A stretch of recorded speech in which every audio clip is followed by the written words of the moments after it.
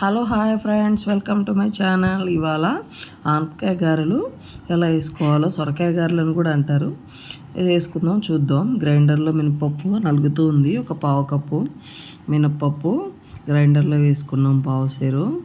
తర్వాత మంచిగా నీళ్ళు ఎక్కువ పోయకుండా గారెపిండి కలుపుకొని పెట్టుకోవాలి. తర్వాత ఆనపకాయ తురుముకొని సగం కాయ దాన్ని వాటర్ లేకుండా పిండుకోవాలి. వాటర్ కంటెంట్ ఉంటుంది ఆనపకాయలో, సో పిండుకొని ఆ తురుముని పక్కన పెట్టుకోవాలి. అప్పుడు ఉల్లిపాయ, పచ్చిమిరపకాయ, అల్లం ముక్కలు అవన్నీ కట్ చేసుకోవాలన్నమాట. చాలామందికి తెలిసి ఉండొచ్చు, కొంతమందికి తెలియకపో ఉండొచ్చు. బాగుంటాయి కానీ చాలా టేస్టీగా. కొంతమంది బియ్యపిండితో ఓన్లీ బియ్యపిండి వేసి చేస్తారు, సొరకాయ అప్పాలన్నట్టు, అలాగా డిఫరెంట్ నేమ్స్తో పిలుస్తారనమాట. ఇదేమో మా మమ్మీ స్టైల్, చిన్నప్పటి నుంచి బాగా చేస్తుంది. ఇది నాకు ఇష్టం, అందుకే మీకు కూడా చూపిద్దామని ఇవాళ మా మమ్మీ వచ్చారు, సో చేయమని చెప్పి అడిగాను అనమాట. అందుకే మీకోసం ఈ వీడియో చూడండి. ఆనియన్స్, పచ్చిమిర్చి, అల్లం అన్నీ తరిగేసింది. అన్నీ కట్ చేసుకొని నీట్గా ఒక సైడ్కి పెట్టుకోవాలన్నమాట. మంచిగా పెట్టుకొని ఇవన్నీ అందులో కలుపుకోవాలి.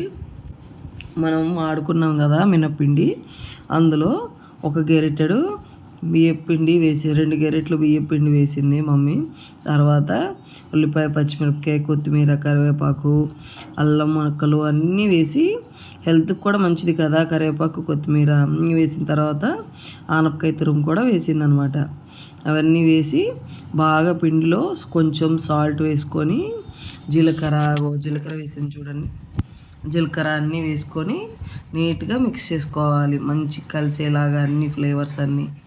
అప్పుడు మంచిగా పడితేనే గారెలు అనేవి టేస్ట్గా వస్తాయి. అలా అందుకని మీరు కూడా ట్రై చేయండి ఈసారి. అగో మమ్మీ ఎలా కలుపుతుందో చూడండి. చూసి నీట్గా అలా కలుపుకొని మంచిగా డీప్ ఫ్రై చేసుకోవడమే. ఇందులో కాంబినేషన్గా చట్నీ, సాంబార్ ఏదైనా యూస్ చేసుకోవచ్చు. మామూలు వడగారే సాంబార్ యూస్ చేసుకుంటారు కదా, అలా కూడా తినచ్చు. మా మమ్మీ కూడా ఇవాళ చట్నీ, సాంబార్ 2 చేసింది. చూసి మీరు కూడా ట్రై చేయండి. ఎలా ఉందో నాకు కామెంట్లో చెప్పండి. ఇప్పుడు పొయ్యి మీద ఆయిల్ పెట్టుకుందాం. మనము సాల్ట్ వేసుకుంది, పిండిలో ఆల్రెడీ రుబ్బేటప్పుడు వేసుకుంది మమ్మీ, అందుకే ఇప్పుడు దానికి ఇప్పుడు మిగతా కొంచెం వేసుకుంది అనమాట. మీరు కొంచెమే వేసింది అని అనుకోకూడదు. ఇప్పుడు ఆయిల్ మంచిగా హీట్ అయ్యాక వడల్ని పొయ్యి మీద వేసుకోవటమే. ఇప్పుడు చూడండి, ఆయిల్ పోసి మమ్మీ హీట్ చేస్తుంది. తర్వాత కొంతమందికి చేతితో అలవాటు, కొంతమందికి ఇలా కవర్ మీద అలవాటు. మా మమ్మీకి ఇలా అలవాటు అనమాట. ఆయిల్ హీట్ అయిన తర్వాత అలా గారెల్లా వేసుకొని ఆయిల్లో వేసుకోవటమే.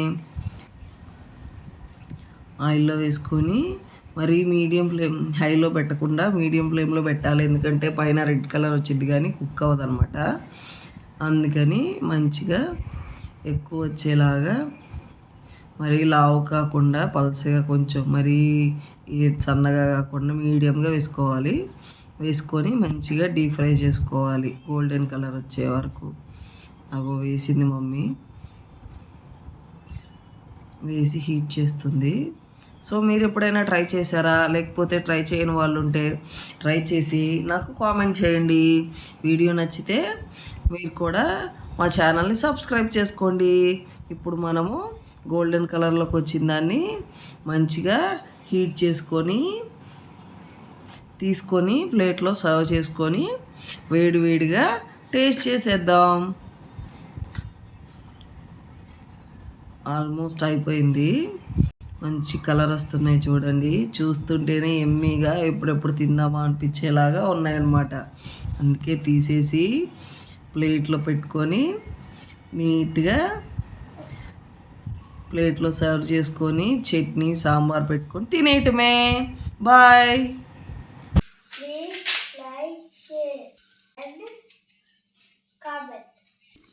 Subscribe to Stars RH.